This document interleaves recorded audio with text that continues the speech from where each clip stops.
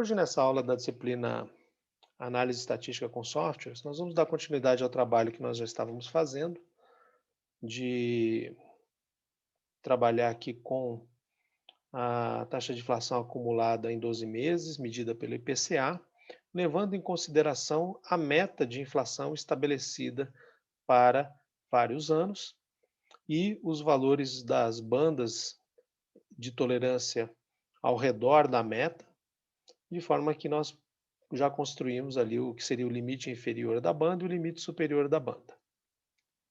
Nós também já tínhamos trazido para essa planilha, a partir de uma outra, a taxa de inflação acumulada em 12 meses.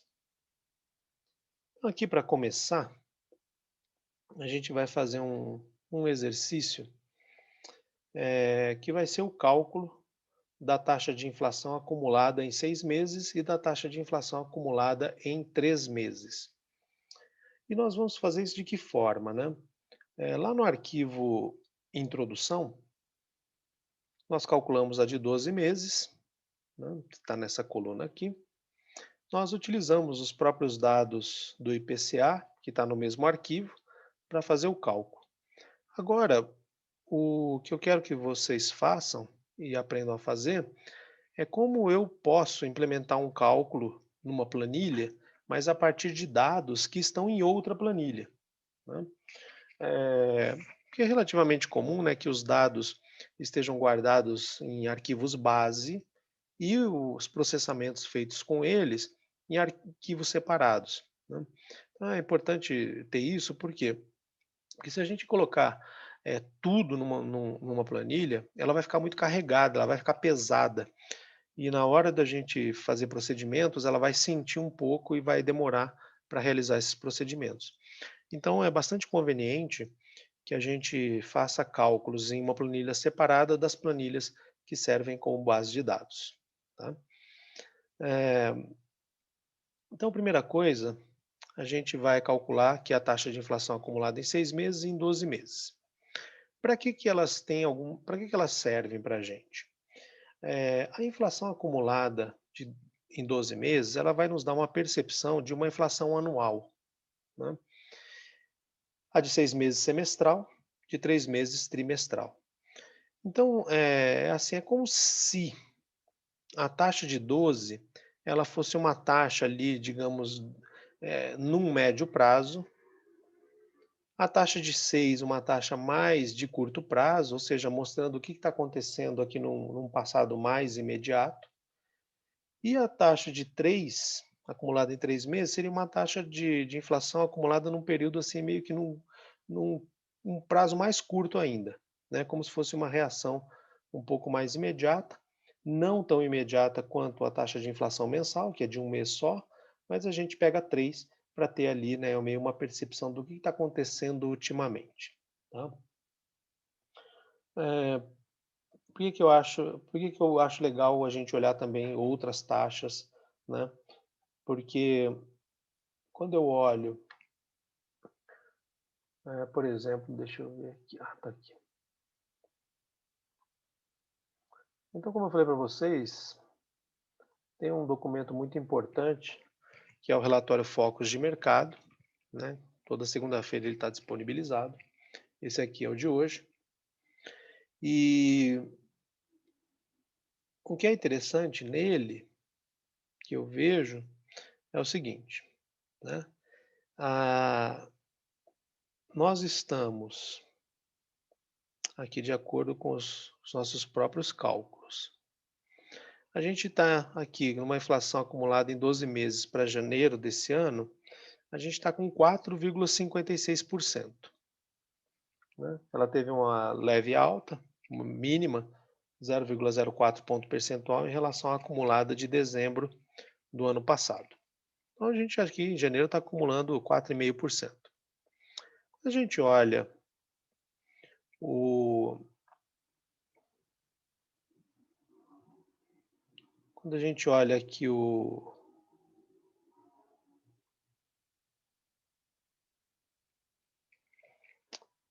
relatório Focus, o relatório está esperando, né, que o ano termine com 3,87.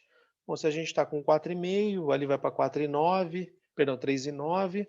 Então ele está esperando que durante o ano, né, haja uma perda ali de acúmulo inflacionário de 0,6 ponto percentual. Ok. Só que, se a gente olhar do ponto de vista da evolução da expectativa, há 4 semanas a gente estava com 3,5.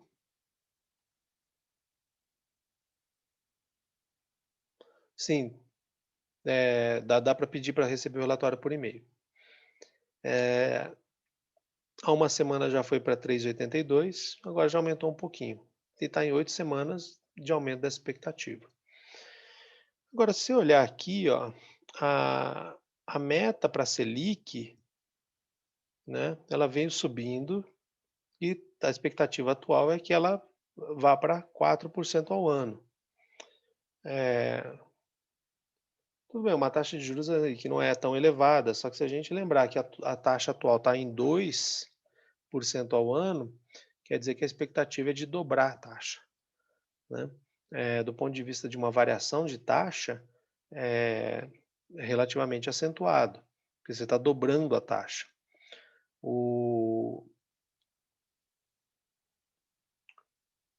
Agora, por que será, né, que isso tudo está acontecendo? Ou seja, por que está a expectativa de dobrar a taxa, a expectativa de IPCA aparentemente não tão complicada, né? Será que há algum receio envolvido, né? Vamos tentar descobrir se existe algum receio envolvido em relação a isso, né? Se a gente pode ter alguma ideia sobre esse aspecto, tá? Mas para até fazer isso, vamos aqui cumprir um pouco as nossas tarefas e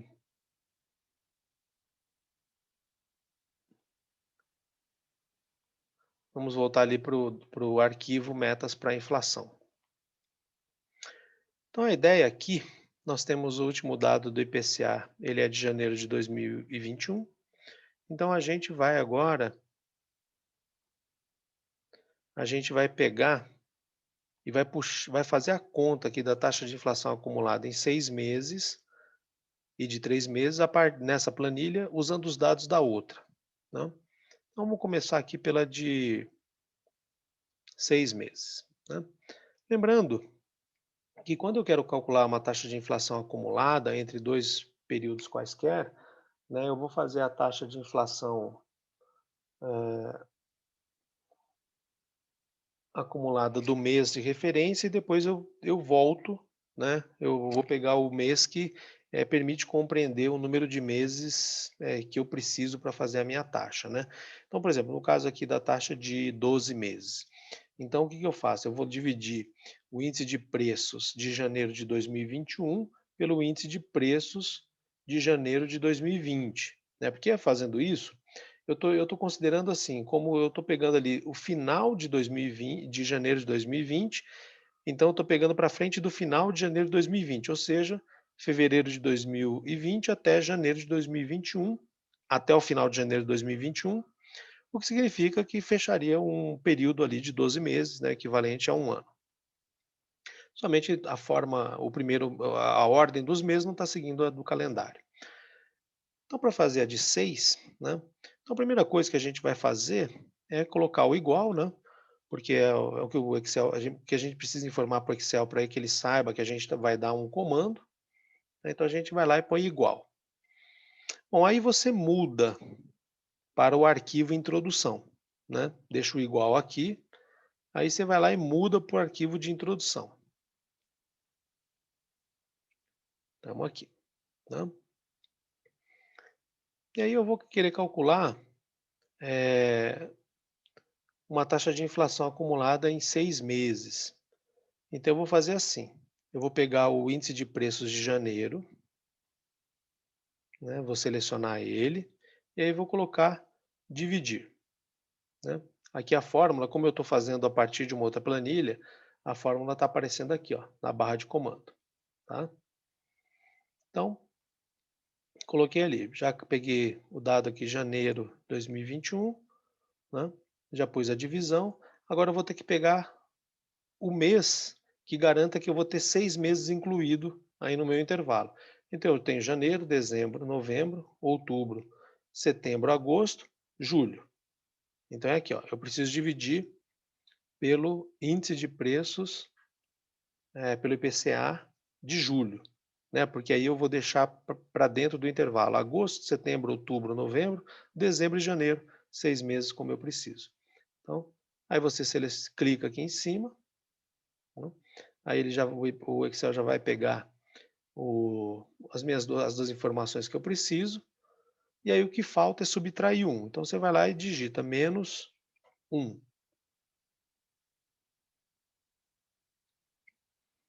Beleza. Feito isso, a fórmula está pronta. Então você só vai e aperta o Enter. Só que aí a resposta não vai aparecer no arquivo introdução, né? Vai aparecer aqui nesse outro arquivo.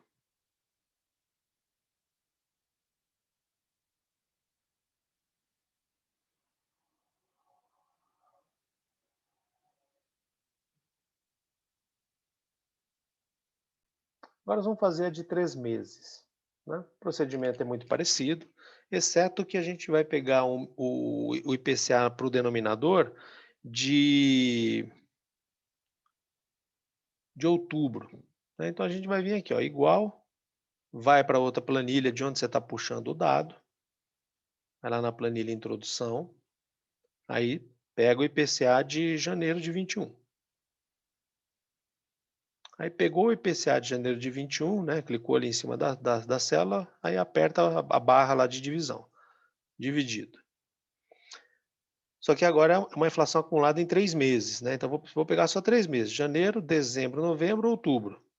Então, clica aqui em cima da de outubro. Beleza, já tem o numerador, o denominador, falta só descontar 1. Aí menos 1.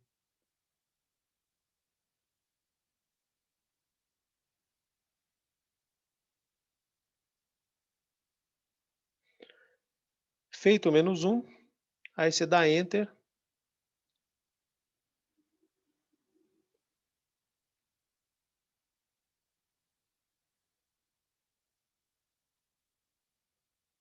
Que vai aparecer aqui o cálculo. Então, quando a gente olha uma taxa de inflação, a gente está olhando o quê? A taxa de variação do índice de preços, que também pode ser interpretado como a velocidade dos preços. Se a gente calcular a taxa de variação das taxas de inflação, aí a gente vai ter uma outra medida, que é a medida de aceleração dos preços. Tá? Então, de maneira um pouco mais simples, você pode ver da seguinte forma: de novembro para dezembro, a taxa passa de 4,31 para 4,52, aproximadamente 0,21 ponto percentual. Quando ela passa de dezembro para janeiro, aí ela só aumenta quanto? 0,04. Então, 0,04 ponto percentual. Então, nessa passagem aqui, ó, você repara, ó, vamos pegar até aqui atrás, 3,14 para 3,92, quase 0,9 ponto percentual. 3,9 para 4,3, aproximadamente 0,4 ponto percentual. 4,3 para 4,5, aproximadamente 0,2 ponto percentual. 4,52 para 4,56, 0,04 ponto percentual. Repara que, conforme a gente foi avançando, a, a taxa de inflação acumulada, ela cresceu. Só que ela cresceu com aumentos decrescentes. Então, ou seja, a inflação está crescendo, só que ela está crescendo a taxas decrescentes, por isso ela cresce, mas ela desacelera, né? Então, é importante olhar isso também, porque é diferente, né, quando você tem uma aceleração crescente e acelerando. Quer dizer que assim, vai ficar bem pior a coisa. Quando você está com uma taxa de inflação crescendo e desacelerando, né, então é como se estivesse ali numa parábola na parte de cima dela, né, indo para o pico ou ali perto do pico, só que aparentemente você está num provável ponto de inflexão do movimento para poder descer, né? É o que parece que a coisa está sugerindo. Mas, claro, né, a inflação não é um fenômeno completamente linear, né, não dá para a gente falar que só porque a gente está tendo aqui ó, taxas decrescentes de um mês para outro, acréscimos, né, decrescentes, não dá para dizer que a gente está tendo inflação que vai reverter, né, então isso não dá para a gente afirmar. Mas pelo menos assim, dá para a gente esperar, né, porque é muito mais esperado que ela reverta com esses crescimentos aqui com taxas decrescentes, do que se ela tivesse se acelerando, né. Acelerando, aí é mais complicado. Exatamente. Ela cresce, só que ela cresce menos do que crescia antes. Exatamente isso. É justamente a ideia de a taxa de inflação, você pode pensar que é a velocidade, como se fosse a velocidade de um carro, e a variação da taxa é como se fosse se o carro está acelerando, se ele está freando ou se ele está mantendo a velocidade. É igualzinho, né, é o mesmo fenômeno. E inclusive tem esse nome, tá, é que como não como é taxa de taxa, não é muito usual que apareça nos meios de comunicação mais amplos, né, de um público não especializado. Mas se você procurar, essas discussões mais, especializadas sobre inflação, você vai ver aparecer frequentemente, né, a questão da aceleração da inflação, tá, porque aí é um item importante. Ok. Bom, então voltando aqui, né, para as nossas taxas mais curtas, agora feito o cálculo, a gente vai fazer, uma outra coisa, né. Assim, a gente pode é legal usar as fórmulas, né, para poder aprender a como fazer, mas aqui a ideia também é a gente ganhar tempo, né. Então vamos tentar copiar essas fórmulas para cima, só que para isso a gente vai ter que lembrar, né, se sempre que você for copiar uma fórmula, você precisa olhar para ela, para ver se ela tem trava, né, ou trava de linha ou trava de coluna ou as 2. Porque senão a hora que você puxar a fórmula vai dar os cálculos vão estar, não vão estar condizentes com o que você queria, né. E aí a gente repara aqui uma coisa, né, que como a gente pegou dados de outra planilha, de outro arquivo, o que que acontece? O Excel trava a linha e a coluna, né. Então a gente vai destravar a coluna para poder copiar para cima, né. Então podem fazer como quiserem, né, pode colocar aqui e deletar simplesmente, ou pode colocar, apertar o F4, né, até ficar travada ali só a coluna. Mas também pode tirar a trava de coluna, né, porque nós vamos copiar a fórmula na vertical, então não vai mudar de coluna, não tem problema, tá. Então você pode destravar tudo se quiser também. Então eu vou destravar a minha aqui, aí vamos destravar a outra também. Mas lembra? Aí, como eu disse, né, como a gente vai colar na vertical, a gente precisa necessariamente destravar a linha, né, porque senão ele fica fazendo a mesma conta sempre. Mas também, como a gente vai colar na vertical, pode destravar a coluna ou não, tanto faz, tá, porque não vai como a gente não vai mudar de coluna, não vai ter problema. Ok.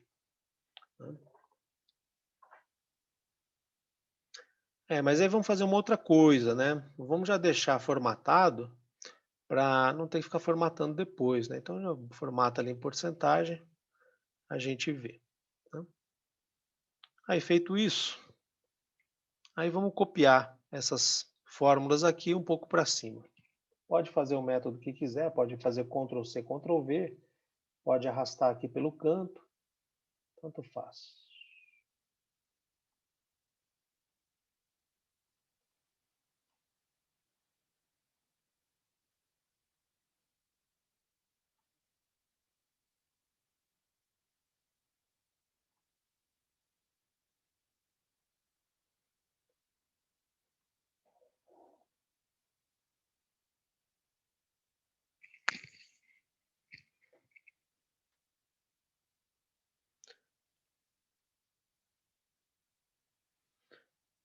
E depois, né, para praticar, né, colhem a tela em cima, tá, sempre bom praticar essas coisas.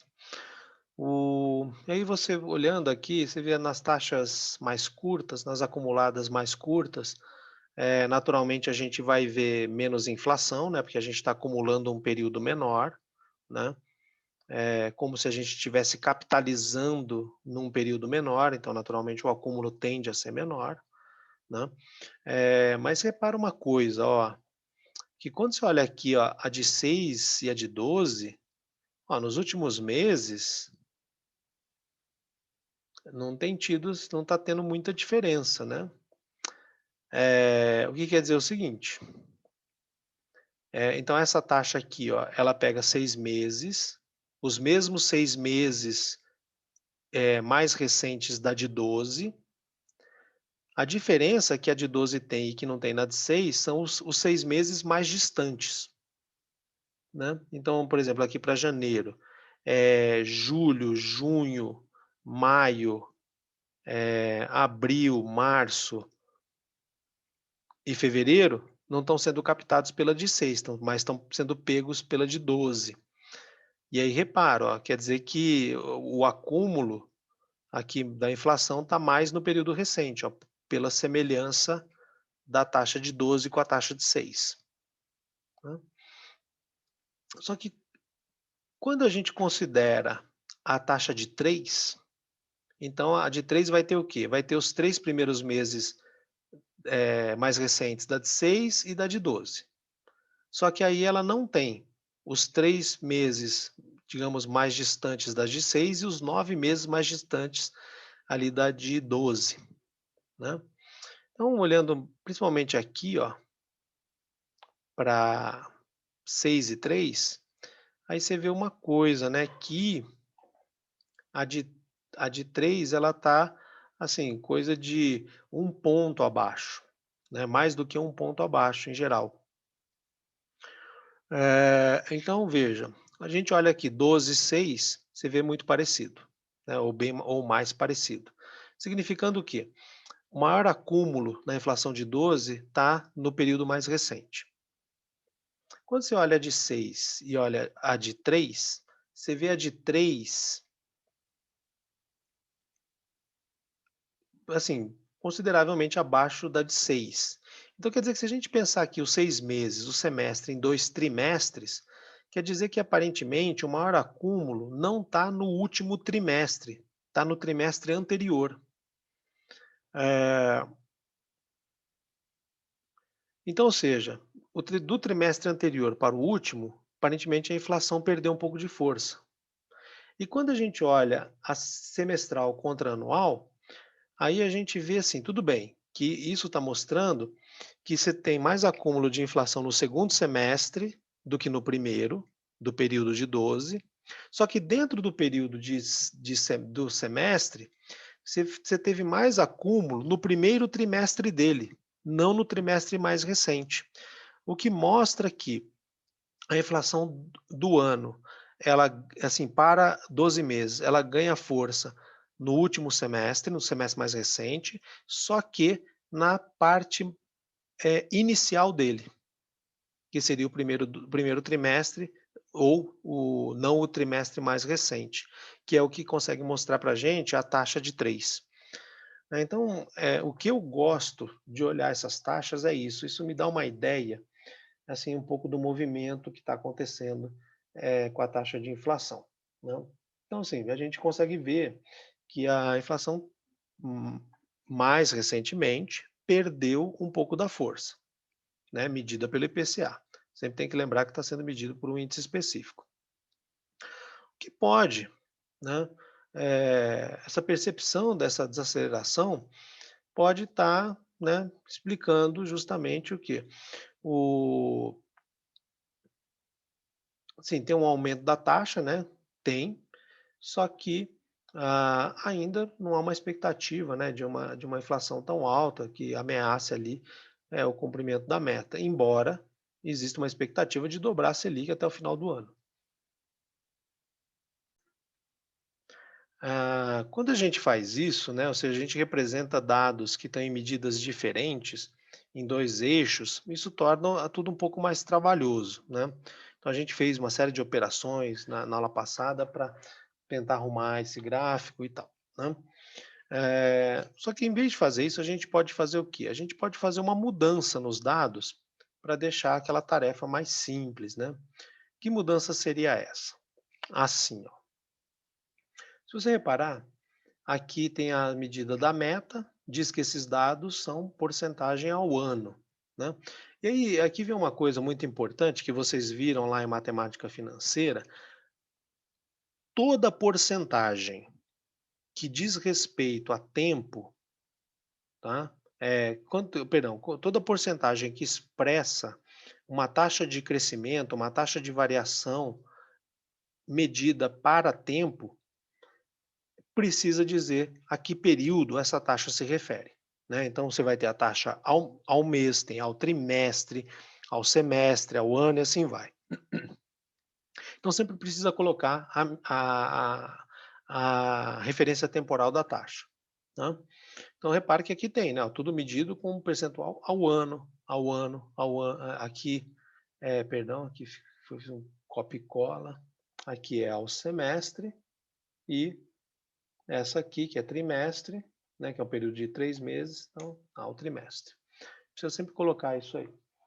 A banda e os limites são pontos percentuais.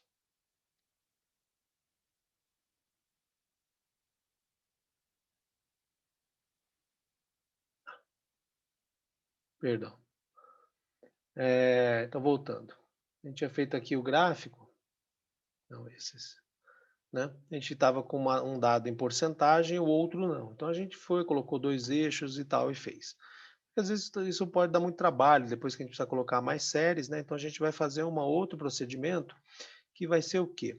Vai ser compatibilizar esses dados aqui, ó, de porcentagem ao ano, né, para porcentagem, só que medido de forma unitária, né? Aliás, aqui a banda também é porcentagem ao ano, quer dizer, a banda é ponto percentual, mas aqui é ao ano, os limites são ao ano.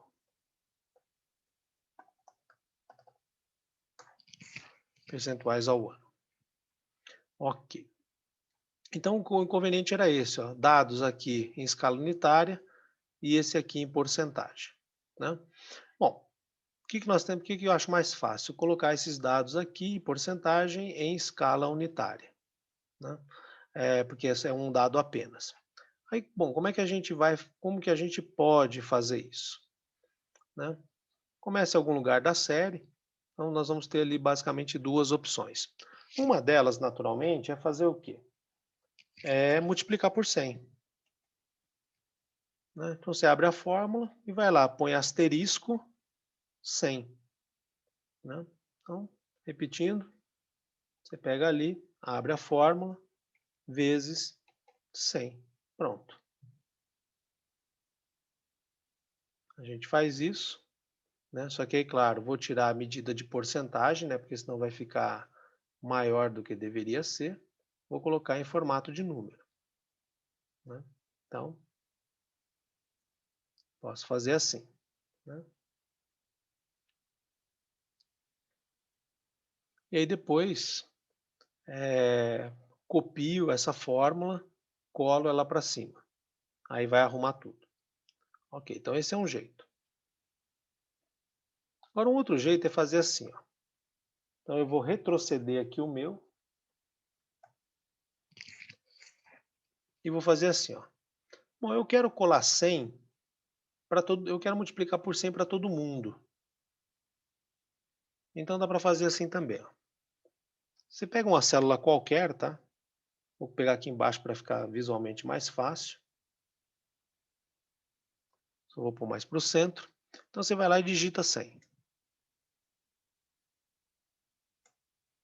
Tá? Só que aí peraí. Eu não vou usar essa célula não, porque ela está formatada em porcentagem. Eu vou colocar uma célula aqui fora. Tá? Então vou pegar uma célula ali fora e vou colocar 100. Né, que é o número que eu quero usar para multiplicar. Então você vai ali para fora da área de cálculo, né, que está tudo formatado, bota 100. Aí faz assim, ó, Ctrl C. Aí seleciona. Seleciona aonde você vai usar aquilo que está copiado, né? Então vou selecionar, seleciona até o final.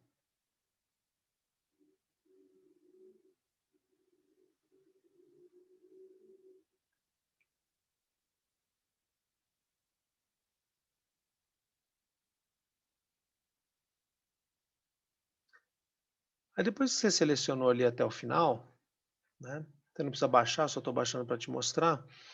Eh, Repara aqui, ó, que o meu 100, né? Eu copiei ele, não fiz nenhum comando de cola ainda, só copiei o destino, né? Que é toda essa coluna aqui da taxa de inflação com lá 12 meses.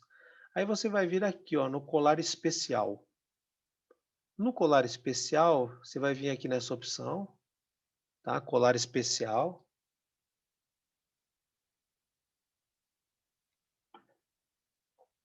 Aí você aperta, vai abrir uma janela. Aí você vai ter umas opções ali de colar. Colar tudo, colar fórmula, valores, formatos e assim vai. E tem uma opção abaixo que chama operação. Tá? Aqui o default é nenhuma operação, mas eu quero fazer uma operação. Eu quero fazer o quê? Eu quero multiplicar todos os números ali da parte selecionada, esses aqui, ó, a taxa de inflação acumulada em 12 meses, eu quero multiplicar pelo 100 que eu copiei. E aí você vai lá e escolhe multiplicação. Aí, feito isso, você dá OK. Aí todos os dados foram multiplicados por 100. Ah, o que é um pouco ruim dessa opção é que ele perde os formatos, né? Então você pode optar por fazer aquele procedimento anterior, que aí ele preserva os formatos, ou você pode fazer esse, mas você perde os formatos, né? Aí aqui no caso, aí ele colocou do jeito que a gente queria, né? Em escala unitária de acordo com o que são as outras colunas. Aí aqui no caso só vou arrumar, né? Vou colocar em formato de número, ali com 2 casas decimais, centralizar, né? Para deixar a tabela mais bonitinha. E vou colocar de novo as bordas, pronto. Aí tá feito aqui, ó.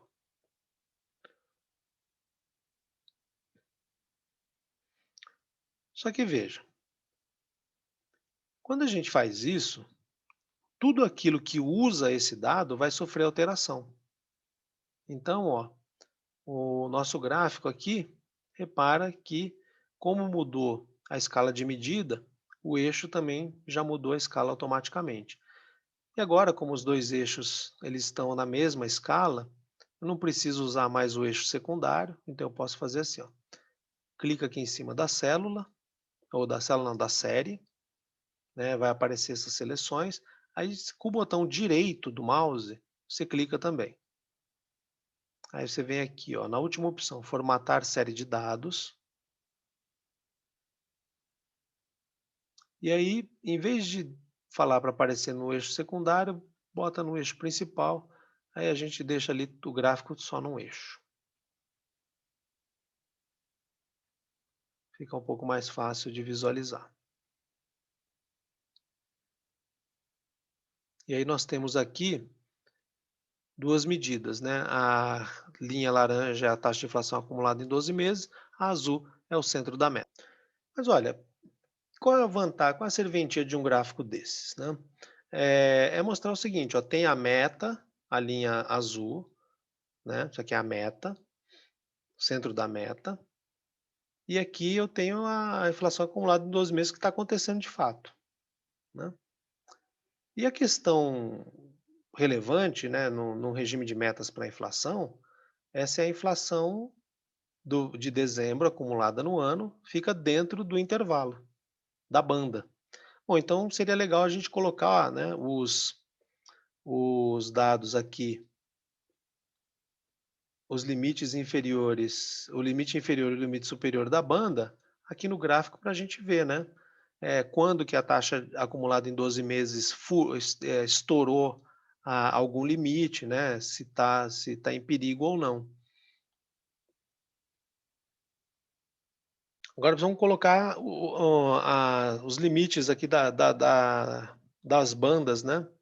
Então a gente vai fazer assim, ó, clica em uma das séries, pode ser a azul, a alaranjada, tanto faz, só clica para aparecer selecionada, depois aperta o botão direito do mouse. Aí você vai usar essa opção aqui, ó, selecionar dados.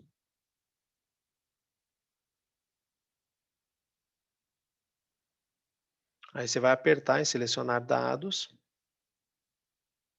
aí vamos adicionar.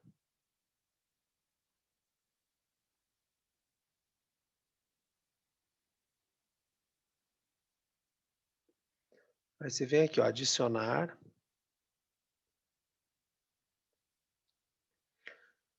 Aí vamos colocar ali aí vai lá na planilha dos dados. A gente vai colocar o limite inferior da banda. Então só clica em cima aqui do nome.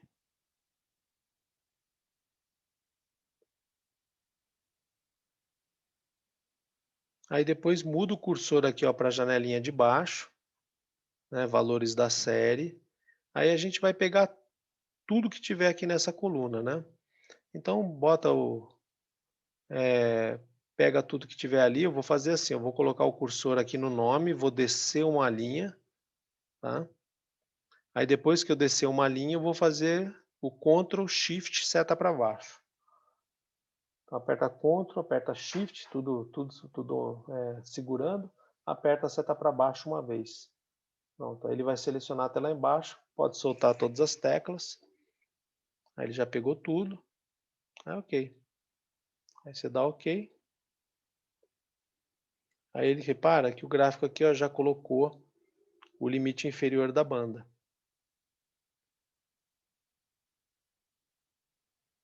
Agora vamos adicionar o limite superior. Procedimento parecido.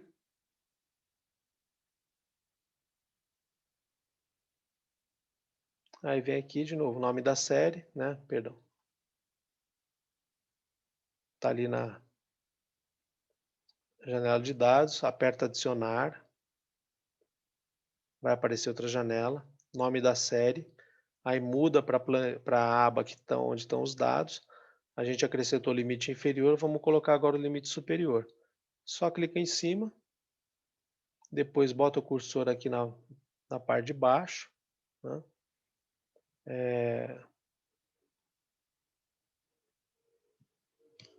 Aí faz o mesmo procedimento anterior, né? Coloca ali na primeira célula ou na última, tanto faz, só vai mudar se vai para baixo como eu para cima. Aí aperta Ctrl Shift seta para baixo. Aí pega ali também todos os dados da banda superior. Aí só dá OK.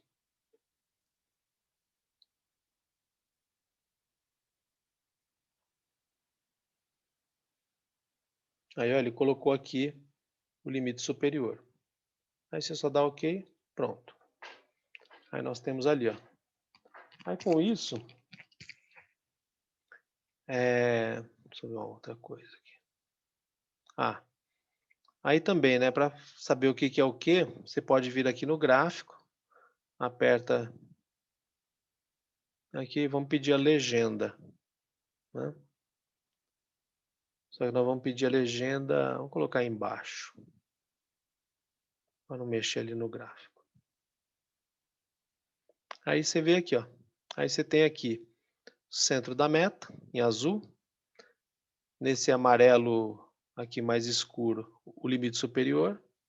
No cinza, o limite inferior da meta. Em alaranjado, a inflação acumulada em 12 meses. E aí, atualmente, estamos acima da meta, né? Talvez rumando aqui para ameaçar o limite superior. Tem que ver, né? Essa planilha, do jeito que ela está, como eu entreguei para vocês, o que que vai acontecer? Sempre que vocês alimentarem aquela planilha de introdução com um dado mais recente da taxa de inflação acumulada em 12 meses, né, você vai poder colar aqui para baixo, ó, que aqui, opa, aqui ele não tem dado, ele está pegando o último.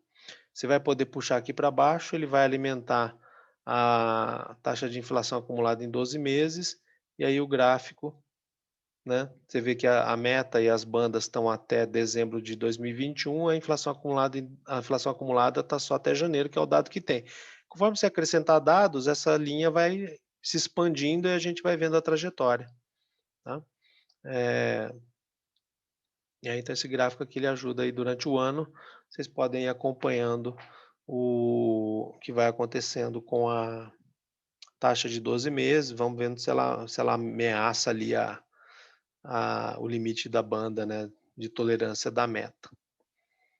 Aí, ó, repara uma coisa, né? A gente tem a meta e tem um intervalo para cima e um intervalo para baixo. O que é isso aqui? Isso aqui é um intervalo de confiança, né? Isso aqui a meta é o centro do intervalo. Aí a diferença para cima e para baixo é o quê? É a banda, que é o equivalente a uma margem de erro. Só que a única diferença é que em vez dessa essa banda ser determinada do ponto de vista de probabilidades, que é o que acontece com a margem de erro, aqui ela é determinada de uma outra forma. De acordo com as medidas passadas da inflação, né, uma certa expectativa ali da equipe de política monetária, você determina a banda ao redor do centro da meta, tá? Mas se você for ver, é a mesma estrutura de um intervalo de confiança.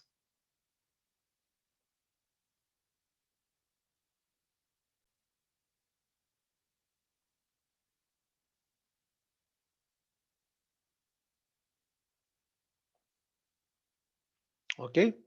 Beleza, feito isso, é só copiar lá para baixo que a gente constrói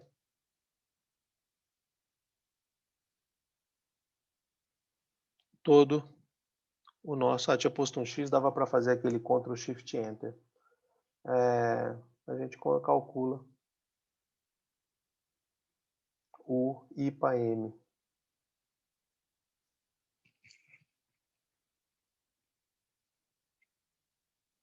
Aí também, né? Só voltando lá em agosto de 94, o que vale para frente vale para trás, né? Então, se eu colar aqui para cima, eu vou obter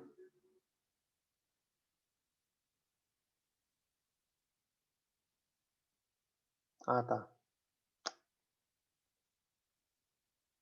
É que o 100 estava digitado, né? Então, aqui o 100 significaria o quê? Não.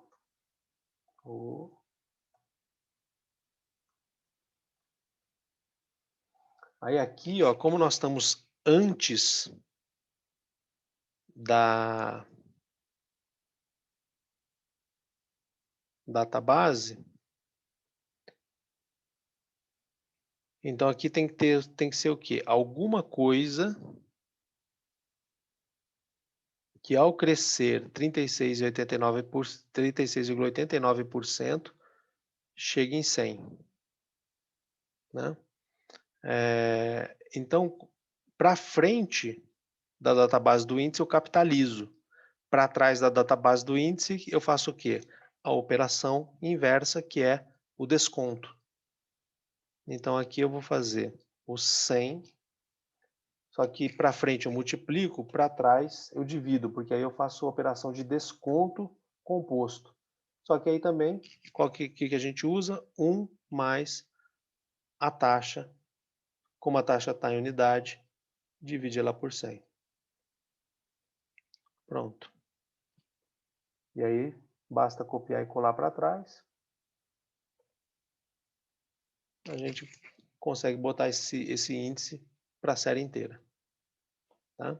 Só precisa lembrar disso, né? Que como aqui como a inflação é um processo cumulativo, da data base para frente, você faz uma operação de correção monetária, que é exatamente igual à operação chamada de juro composto. Quando você vai da data base para trás dela, aí você você não faz correção monetária, você vai fazer a operação chamada de poder, poder de compra. Então você vai fazer o quê? O desconto.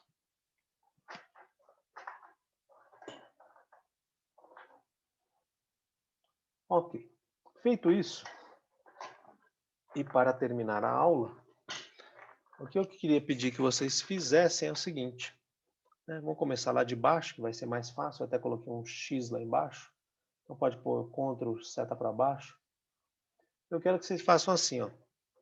Fevereiro não vai dar, né? Porque nós não temos dados aqui do IPADI e do IPCA, mas janeiro nós temos dados aqui para todo mundo, né? Então eu quero que vocês calculem as taxas de inflação acumulada para 12 meses para todos os índices.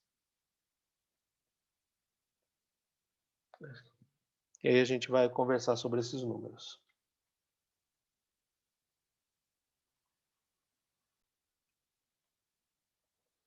Bom, vamos lá. Bom, vocês sabem, né, que houve uma forte desvalorização do real. E a gente aprende lá da macroeconomia que quando nós temos desvalorização da taxa de câmbio, vai haver o quê? Uma geração de inflação do tipo inflação de custo, né? Porque as mercadorias importadas vão ficar mais caras, né? E se as mercadorias importadas são usadas ali como consumo intermediário, então nós vamos tipicamente ter uma inflação de custos, né? No caso do Brasil isso acontece, né, por conta da importação de petróleo, sobretudo, e componentes, né, também. Mas além disso, nós sabemos também da macroeconomia que quando a taxa de câmbio sofre uma desvalorização, para as mercadorias com determinação de preços no mercado internacional, que é o caso de mercadorias agrícolas e mercadorias minerais, o... vai se tornar mais interessante para o produtor interno vender no mercado internacional. Por quê? O preço é determinado pelo mercado internacional e em dólar. Então, mesmo que esse preço fique inalterado, como a taxa de câmbio sofreu desvalorização, ele vendendo no exterior pelo mesmo preço que vendia antes em dólares, agora ganha mais receita em reais por uma questão simples de conversão a uma taxa, por uma taxa de câmbio mais da moeda nacional mais desvalorizada. E aí, naturalmente, fica muito mais interessante para os produtores dessas mercadorias vender para o exterior do que vender dentro do país. A receita é maior. Vende a mesma coisa, só que ganha mais dinheiro exportando. A tendência é ver um desabastecimento interno. E aí, claro, para não ter esse desabastecimento interno, o que as empresas compradoras de dentro têm que fazer? Tem que cobrir a oferta ou cobrir o ganho de exportação. Uai, você cobrir o ganho de exportação, você vai ter que pagar mais caro, vai gerar inflação, né? E aí o que a macroeconomia nos ensina é isso, né? Você vai ter também uma, uma geração de inflação por causa desse fenômeno, né? Que também é um fenômeno, é uma inflação de custos.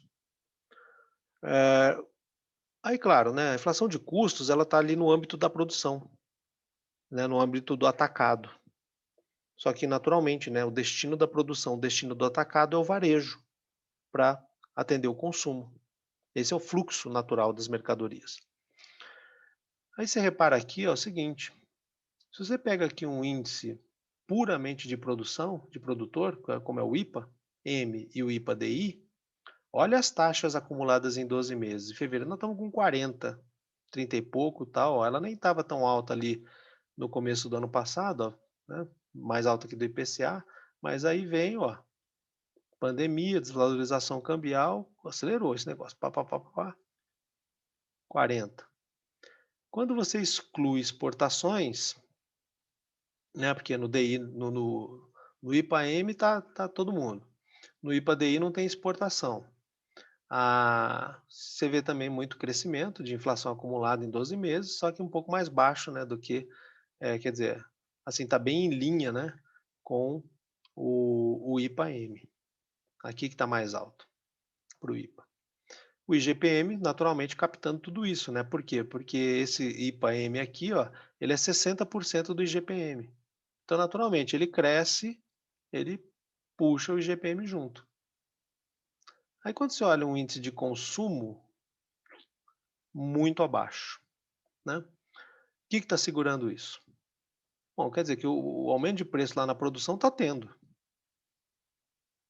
Agora, por que que isso não está se transferindo para o consumo, né? Não está transferindo por quê? Como a demanda está baixa em função da queda da renda, queda do emprego, né, os supermercados, basicamente, as lojas, estão com receio de repassar esses aumentos, né.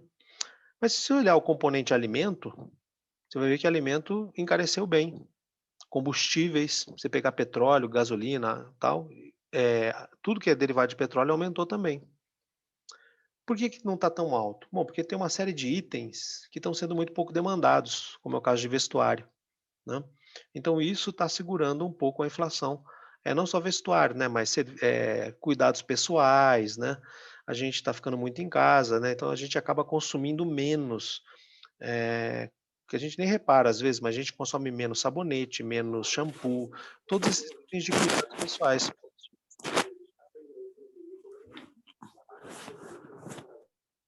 Simplesmente porque, a gente não usa, né, então tem muita coisa ali que está compensando o aumento dos alimentos, petróleo e tal. E tem essa questão, né, de se aumentar o preço, você pode perder demanda, né. Embora a demanda esteja muito concentrada em alimento, que é um produto mais essencial, combustível, está muito mais concentrado em questões em mercadorias essenciais, então eu pessoalmente não tenho dúvida de que nós estamos com uma demanda agregada mais inelástica, mais vertical, né, por causa da concentração em essencialidade. E a gente sabe, né, da teoria econômica que a mercadoria mais essencial, ela tem uma demanda mais inelástica. O Mas o que acontece é que, assim, esse aumento de preço no produtor não está chegando ainda, né. Ah, o que eu tenho um pouco de receio é assim, é muita coisa acumulada. Olha, isso aqui é 40% de acúmulo, o outro é perto de 30, né. É uma barragem, né, é uma barragem que espero que não estoure, porque senão o pessoal daqui, ó, que já está sofrendo bastante, vai sofrer mais ainda. Eh, Agora o que eu não sei, assim, o que eu vou dizer para vocês é assim, eu duvido que possa estar acontecendo, mas, né, eu nunca descarto. É assim, se vocês repararem, muitos produtos dos supermercados tiveram mudança de embalagem. Elas estão com os produtos estão com menor conteúdo, né, então você pega, por exemplo, requeijão, tinha 200 gramas, está vindo com 180. Sabão em pó sofreu mudança, muita coisa mudou. Leite, suco de laranja, tradicionalmente vendido em 1 litro, você vai encontrar agora de 900 ml, né. Eh, 1 litro e 800 tem também e tal. Se eles mexeram no volume, diminuindo e mantiveram os preços, então no fundo as mercadorias estão mais caras. Aí é que tem a parte que eu duvido, né. Assim, o IBGE, o pessoal é super treinado para isso, né. Mas suponhamos que eles não estejam se atentando a esse fato. Então aqui, ó, essas medidas, elas não estão captando a inflação que de fato está acontecendo, né. Embora eu duvide que seja assim, né, porque esse pessoal é bem treinado. Eles estão treinados, acho que eles devem ser orientados a olhar, né, ó, você não vai olhar o preço, você vai olhar o preço, vai olhar o volume, vai olhar o peso, vai olhar tudo, né, para não ter esses problemas, né, porque a empresa faz isso, né, porque o consumidor às vezes não olha. Então se ele não olha, então ele compra o aumento de preço, ele embolsa o aumento de preço e nem percebe. Então, acho que o que é interessante é assim, ó, você está vendo um acúmulo muito grande aqui na parte de produção, olhado por várias óticas, e acompanhando. Vamos ver o que vai acontecendo aí no IPCA, que aí você tem aquele gráfico, né, que eu passei para vocês, a gente vai alimentando com novos dados, eh, e vamos vendo, né. Então a minha expectativa é assim, que aquela planilha possa ajudar vocês a irem vendo, né, porque vocês devem, acho que agora em macroeconomia vocês vão estudar o né, a parte monetária, o regime de metas, tal, e aí vocês podem não só olhar a parte teórica, conceitual, mas também ir colocando dados ali na planilha e vendo como a coisa vai evoluindo, né, principalmente o o gráfico, né, eu fiz uma versão com perdi. Você vai poder olhar como esse gráfico aqui, ele vai como essa curva alaranjada vai correndo, né? Se ela começar a ameaçar essa amarela daqui de cima, né, que é por isso que já existe a expectativa de aumento da Selic, ou se ela reverte e vem aqui acompanhando a meta, né. Então você vai poder aí não só ver a parte, conceitual e teórica, mas você vai poder olhar também um pouco, os dados existentes ali sobre a inflação acumulada pelo IPCA. Sempre tenha um olhar mais amplo, né.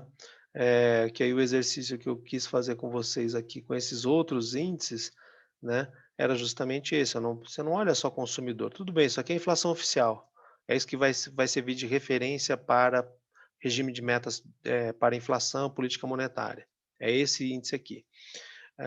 Só que, né, os outros índices podem trazer informações muito relevantes, por isso que eles existem e são acompanhados também.